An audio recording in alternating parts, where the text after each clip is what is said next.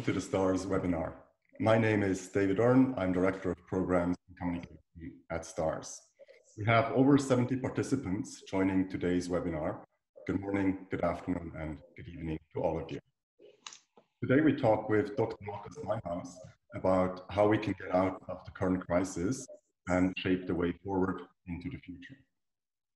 Markus spent his entire career at PwC, ultimately serving as chairman of the board of PwC Switzerland and member of the supervisory board of PwC Europe until 2019.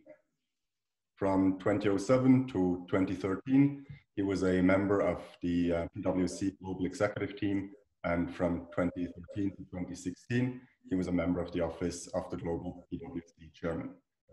Since 2019, he has been vice chairman of Callebaut, the world's leading manufacturer of high-quality chocolate and cocoa. Markus is also a member of the boards of Galenica, Oloas Holding, Urior, and Jacobs Holding. Furthermore, he serves as vice chairman of the foundation board of Avenir Suisse, chairman of the Finance and Tax Committee of Economy Suisse, member of the foundation board of ETH, vice chairman of the Zurich Chamber of Commerce, as well as vice chairman of the STARS Foundation Board. Markus holds a doctorate degree in law from the University of Zurich. Good morning to you, Markus, and thank you for speaking in this webinar. Good morning, everybody. We now have 30 minutes to discuss with Markus. I will take the privilege to open the discussion with the first couple of questions. In the meantime, if you have any questions for Markus, please use the Q&A feature below to type in your question. Without any further ado, let's get right into it. Markus, you are a board member of leading companies in the food, healthcare, and financial industries. How do you expect COVID-19 to impact these industries in the long term? Do you see any major differences or commonalities in terms of impact on these industries? Well, again, welcome to everybody. It's a pleasure to be here and share some of my experiences which I made during the last couple of months. The question that you're asking, how companies were affected, I mean, the answer is really, it depends on the industry in which you are in, and that's, of course, no surprise also to the participants. It's quite different whether you are operating in a product producing environment or whether you are in the service industry. I mean, in the product producing environment, first of all, it was key whether you operate in an environment with a complete lockdown or whether you could continue to operate and the factories and keep the factories open and running, which in my case was fortunately the case. We could, in all the companies where I'm involved, where we are producing, we could continue to produce, be it in the food manufacturing, because it was important, of course, because I mean, everybody needed to eat, so food production was critically important. And the key challenge, of course, was how to keep the supply chains open. And this was sometimes quite a challenge because you had closed borders, you had some companies being locked down, some suppliers being locked down, or just producing at a lower capacity. So it was really a question of how to get access to your raw materials on time and with the right quantities. This was in a number of areas quite a challenge. Also because logistic chains to some extent completely broke down when you look at the air travel, the air industry. Although this was then almost the only remaining good for the aircraft industry, because they could still ship goods around, but first had to rebuild or completely restructure their airplanes. Now, but this also then raised the question how to secure your supply chain, how to diversify your supply chain, where you could potentially find alternative sources for your products. And in the factories was, of course, absolutely critical to focus on the safety of the workers, because you can easily imagine how the morale is negatively impacted if you have a COVID case in a particular factory and have to send whole teams into quarantine, which again, also when you look at the numbers around the world, I mean, this was really well managed by many companies. There are a few exceptions which are still popping up, which we see, which by the way also outline certain structural issues in certain industries, which may already before Corona have been a bit a challenge for the employees. And now with Corona, this challenge popped up, of course, quite dramatically in certain industries or certain companies within certain industries. And I think this will have an impact and also in the future, that certain behaviors which, I mean, were already critical in the past, they just have to change when moving into the future. And what was, of course, critically important for all the companies is to secure the liquidity. I mean, the financing of the companies, absolutely crucial. Liquidity is king, cash is king, and this was a key requirement in all the companies, irrespective of the industry sector. So, I mean, this is more about the manufacturing industries. In the service industry, home office was, of course, the big thing, and still is to some extent. We will see how this will evolve into the future. But we had to be absolutely clear. I mean, there was a bit, for me, a bit too much talking about the home office, because don't tell an employee in a factory, don't talk about home office. They can't hear this anymore. Or don't tell the healthcare people or talk about home office with healthcare people. They can't hear it either anymore. So we have to be a bit careful that we are not just, because we all, I mean, we typically sit in offices, so we tend to look at our own situation. But journalists sit in offices, so they like to talk about home office because that's what they are affected by. But we have to see the broader perspective. And so it was really critical in one company, the management team, of course, supported by the board, but the management team quickly set up a 5-step program when Corona started to happen, which was really well done, well managed. And step 1 was the kind of obvious one: stop the bleeding, secure the results, secure the ongoing, like the continuation of the business activities. Secondly, they immediately started to focus on cost management and efficiency program to reduce the ongoing expenses to a minimum, which of course also included a complete review of all planned CapEx. The third step, then they immediately moved into a financial and organizational restructuring. So don't waste a good crisis. So what is now really due for restructuring, and where do we now have the explicit proof that the restructuring is required, but also is the solution for the future? And then look at new horizons. So ideas, innovation should not be forgotten in this environment. That's a big risk, that you just basically focus on cost reduction, stop CapEx, etc. And everybody is so busy with doing that, so that you lose the look into the future. So where are new horizons? And then finally, where can I grab new and sustainable growth? So this 5-step program was in a very systematic way in one company where I'm on the board in particular, but I mean in a similar way also in all the other companies, was quickly established. A team was set up in all these companies specifically dealing with all these Corona challenges, which of course consisted of executives which were already in place, but I mean there was a special team dealing with these questions, kind of in parallel or in addition to the regular leadership and management structures, which had to focus to to keep the business running.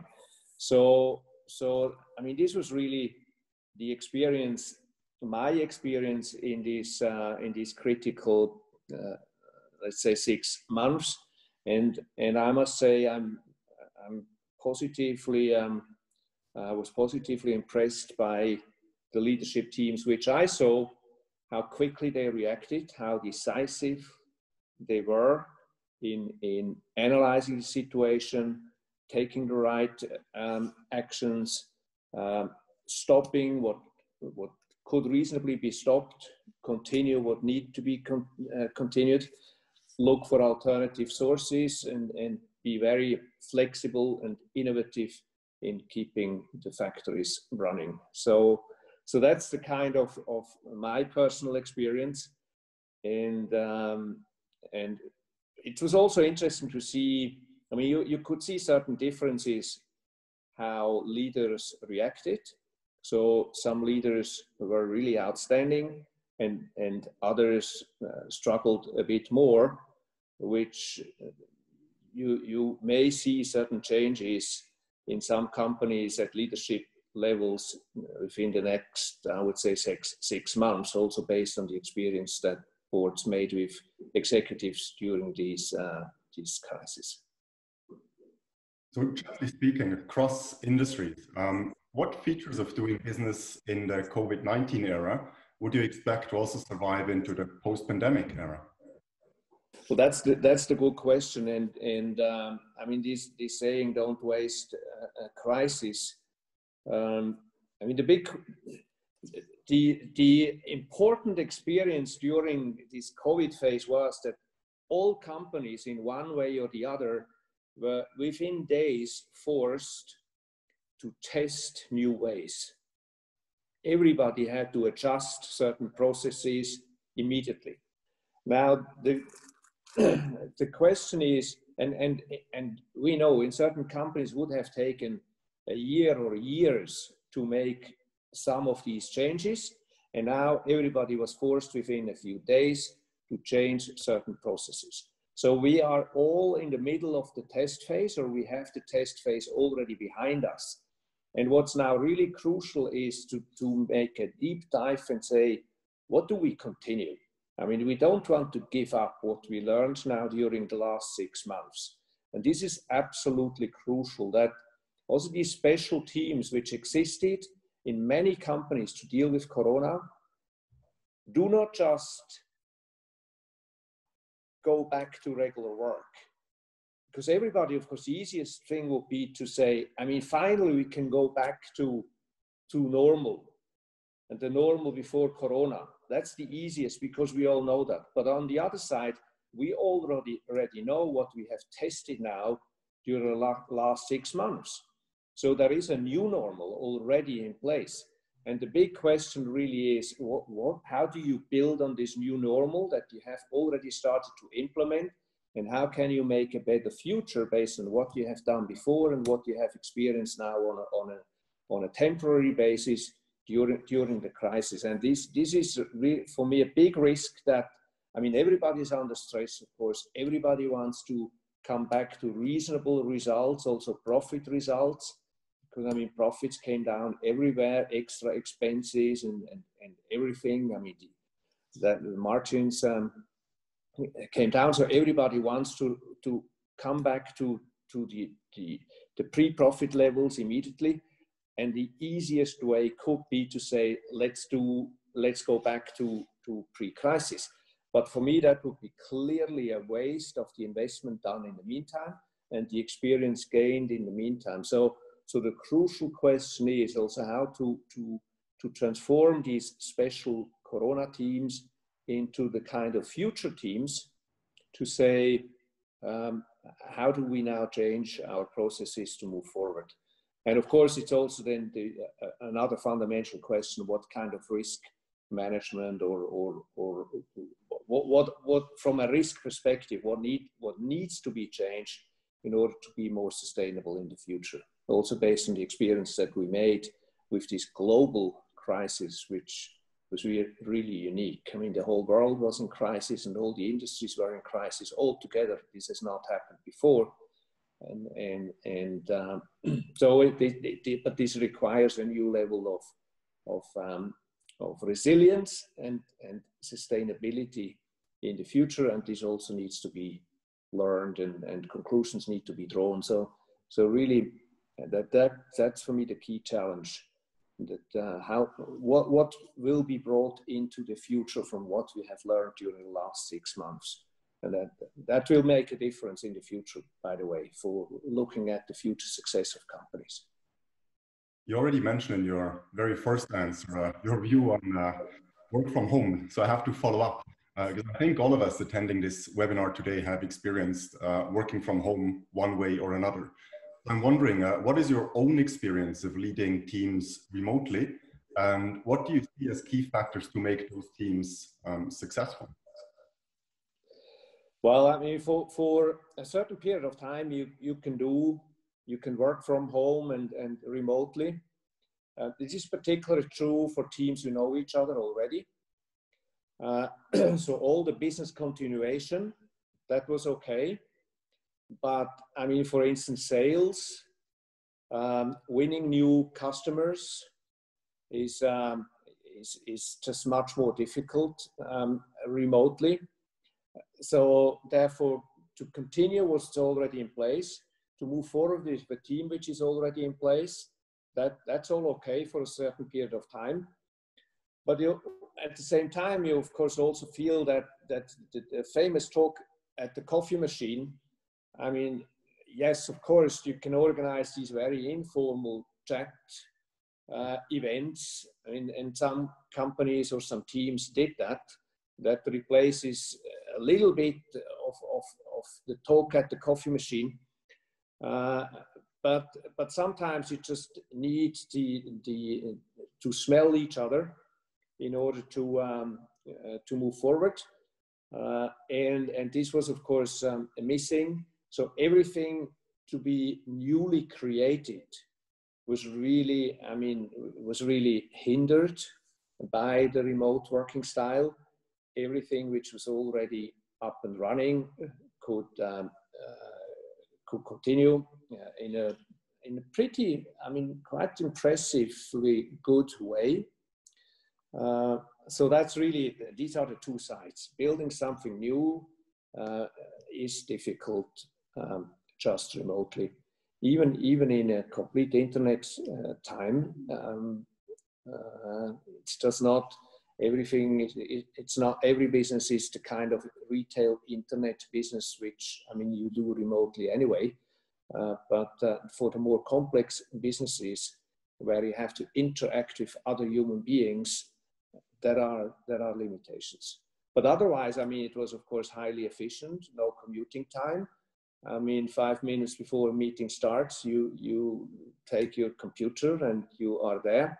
So, and it's also interesting, I don't know whether this is statistically really right or not, but based on my own limited experience, in certain countries, people added a bit of weight, and in other countries, people were highly sportive and were running around all the time and used every single minute outside, going outside, and so you can see a bit of different cultural reactions to this staying at home, which I thought was also quite interesting to see.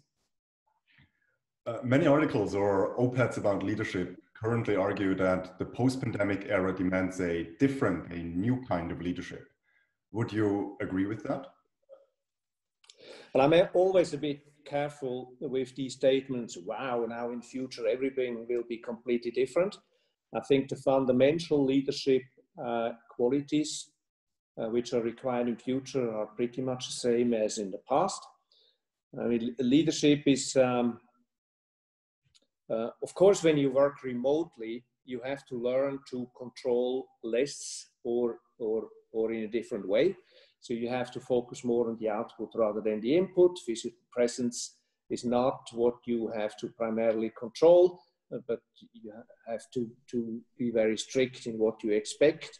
You also have to communicate maybe better and more forward-looking, which over the last, I would say, 20, 30 years has diminished anyway a bit, because with all the communication tools, I mean, now we can call each other any second, that's no problem, which was a bit different before, when you met, let's say, Monday morning and said, well, next time we talk to each other is next Monday, so you have a full week in between, so then you better make clear what the plan for the full week is.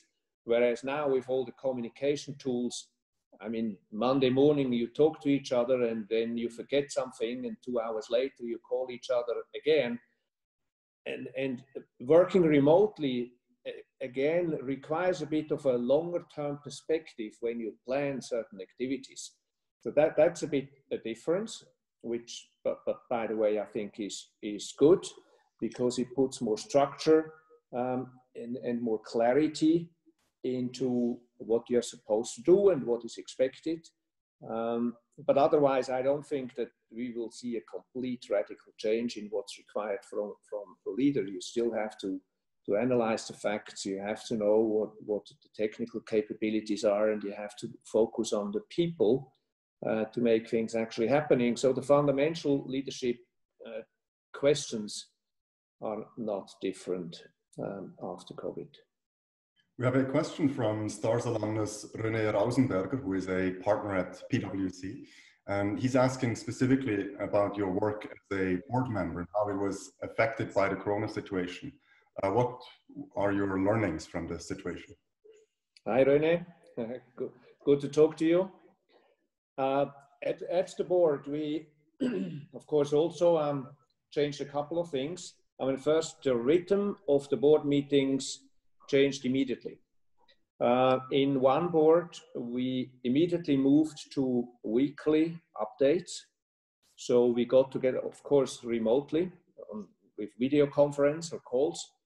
We did not physically meet anymore for quite a couple of months. In particular, of course, boards of international composition. But we had weekly updates with the management, and where there was a special Corona team with the leader or members of these Corona teams. So this changed immediately. In all the boards, we of course immediately focused on the question of liquidity and financing, which became a major topic, which in my situation, we were fortunate that we could find really good solutions, which is also quite a positive sign for the banking sector, because the collaboration with banks was good. But that also demonstrated how important it was to have a good banking relationship already before, which you could build on. But that's really the major change at board level, the rhythm and the regular interactions with the management team. In the audit committees, where I'm in all the companies where I'm serving on the board, I'm either the chair or certainly member of the audit committee. I mean, what I just said, liquidity was absolutely key. Risk management was, of course, key. Supply chains. Do we need alternative supply chains? And what does it require? CapEx discussions were immediately on the table. What do we stop? What do we continue? Or stop, postpone? And what do we continue? And also at board level, from a team perspective, it was of course clear that a functioning board where members trusted each other already before was absolutely crucial, because then you had basically for these last 6 months no negative impact by not meeting physically, because we knew each other before, we trusted each other before. And that was a crucial point for also the functioning of the boards during these 6 months. And that may be a last comment on that. That of course also showed how important it is that board members have some flexibility with respect to time. because you need to be available, you need to have time for this increased rhythm, this increased time involvement, and which also shows that the question of overboarding, I mean, that is a real question. I mean, when you are a fully operating CEO of a complex organization, and then at the same time serve on one or more other boards, I mean, you just struggle with the challenges and the time required to then deal with all the questions. So having board members who are flexible and can adjust their personal agenda in case of need is important. We have another question from STARS alumna Donatella Fiala. She is the General Counsel Reinsurance EMEA at Swiss Re. She's asking, what other topics, aspects related to sustainability do you see as gaining in importance in the future? Well, sustainability is of course a big thing.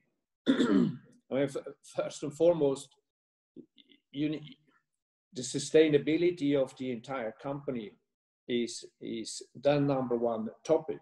So how do you survive and be successful today and in the future? And how do you position your company? And that's all about what I said at the beginning. Where in one company we have these very formal 5 steps. How do we position ourselves? And how do we make sure that we go out of this crisis as a winner and win additional market share compared to our competitors? That's the biggest question around sustainable leadership and management of the company to be more successful in the future than in the past. Now, more specifically, or maybe a bit in a more narrow sense, sustainability around the triple bottom line, about environmental and social questions, ESG topics. I mean, the big risk in such a crisis is that people tend to forget them. So it's kind of good weather program, sunshine program, and when the weather changes, people tend to forget that and cut these investments first, which of course is a mistake and not a very credible strategy. When you then come out of the crisis and then all of a sudden you remember, oh, by the way, we still have an ESG program, which we should revive now. So it's important when you look at CapEx, for instance, what you stop, that you don't stop around social, anyway, not in this period. I mean, the focus on social, on the morale, first of all, of your employees was absolutely crucial, because I mean, everybody was emotionally affected, and communicate with your people, being here for your people during these difficult times was absolutely crucial. And you could immediately see the differences in performance where leaders in units or companies actively engaged with their people in a social way, and also took measures to support their people, be it at home or with their families, and show the necessary flexibilities where people at home had to take care of their children, etc. This was absolutely crucial for the success during these critical months, to focus on the S of social, primarily around within your company, but also around you. So how do you serve whom and how with respect to your products? I mean, how do you continue to serve your clients, and how do you continue to treat other stakeholders? From an environmental point of view, of course, also here, I referred to this already. You should not cut all the CapEx in environmental areas, because that just kills your credibility going forward. This is the wrong thing to do anyway. We can take one more question from the audience before we have to wrap up. The question comes from Andreas Enderlin. He's a managing partner at Yugo Capital Partners in Singapore. He's asking, did digital transformation become more of a board topic during the last months, and will it stay board relevant? Well, digital transformation, I mean, what we did, and everybody did, of course, was to immediately build up broadband for making home office possible. Certain companies also really had to kind of change their access right strategy. I mean, in particular, banks, insurance companies, and so where access from outside the core system was really restricted in the past. They had to change that a bit. At the same time, make sure that security is at the expected level. And it has proved to be possible. So that's certainly a good experience, because certain, in particular, such companies were kind of reluctant to give access to people outside the office buildings, which proved to be possible and can continue in the future. Not forgetting about all the challenges around security and professional secrecies and all that, but it proved to be possible. But that's just one side of the whole digital transformation. The bigger thing is, of course, the whole question around the Internet of Things and how you transform your production lines. And I mean, there is a continuing trend. And in this area, I'm not sure whether Corona makes the fundamental change. This is a continuing trend anyway. What's really important is what I mentioned already before. From a risk perspective, I think one of the big learnings is the risk diversification of your supply chain. That's a crucial point. And because your supply chain is more and more interlinked, digitally interlinked with your suppliers, there you may see a change. Of course, it can be, if it really works, to have one supplier for one product can be very efficient, but we saw that the risk of undiversified supply chains is really real, and there you have to adjust. I mean, that's the big learning, be it geographically, because you don't want all your supply come from one location only, because if this location is shut down, then you're dead. It's also diversification with respect to different suppliers, and so that's a crucial point. And how you interact with them digitally, that has to be further improved in order not to lose efficiencies which come from a single supplier. And therefore, there I see big opportunities to open these networks and collaborate even more digitally. We are already in overtime, so we have to come to a close, but I would like to ask you one final question as a wrap-up. While many unknowns still exist, what is clear is that all organizations are impacted by COVID-19, directly or indirectly. Therefore, decisions made today will shape the future of these organizations. Can you offer any practical advice for our leaders of the next generation about what they can do in the next few weeks and months to meet this challenge? Well, I mean, it's in leadership and in looking into the future, there are a couple of fundamental things which you need to do anyway. I mean, curiosity is really important. You have to be open for new things. The world is changing. Now the world has surprisingly changed during the last 6 months. But I mean, surprise always happens. And the question is, how do you deal with it? Whether you accept it as a given fact. I mean, you will be surprised regularly. And the question is, how do you react to surprises? And you have to react in an open way. I mean, certain surprises, you just have to deal with them and put them aside. And certain surprises are a big opportunity. And you have to distinguish between the two and make sure you have a proper process and also an open mind in making this, permanently making this analysis. What are good surprises which create opportunities, and what are bad surprises which you have to defend.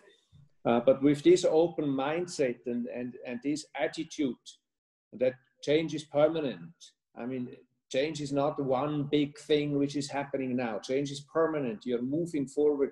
You're moving forward every day. And that's the normal. And that's how you have to approach every single task. I think that's really crucial. And it was just a confirmation during the last 6 months, because although, of course, all the big insurance companies had such a potential crisis on the risk map. Also, when you look at the risk map of World Economic Forum and others, and I mean, we have Swiss Re on the call here. When you look at the global risk analysis of Swiss Re pandemic has been on this risk map, on the top of the risk map since decades. But the likelihood that it would really happen and the fact that it would happen globally, that was underestimated. So that was a big surprise, but we have to expect other big surprises to come. And therefore this openness and this willing to deal with such surprises is, I think, a crucial success factor for the future. With that, I would like to thank you very much, Markus, for your time and for sharing your insights with us. Thank you, Markus. It's a pleasure. Thank you. I'd also like to thank all our alumni who participated in this webinar. In the next STARS webinar on the 21st of August, exactly in a week from now, we talk with Yinglan Tan. He's the founding managing partner and CEO of Insignia Ventures, about navigating Southeast Asia's tech and startup ecosystem. In other words, what it takes to innovate amidst crisis to build future-proof tech companies in Southeast Asia. I hope to see you there. In the meantime, take care and stay healthy. Thank you. Goodbye.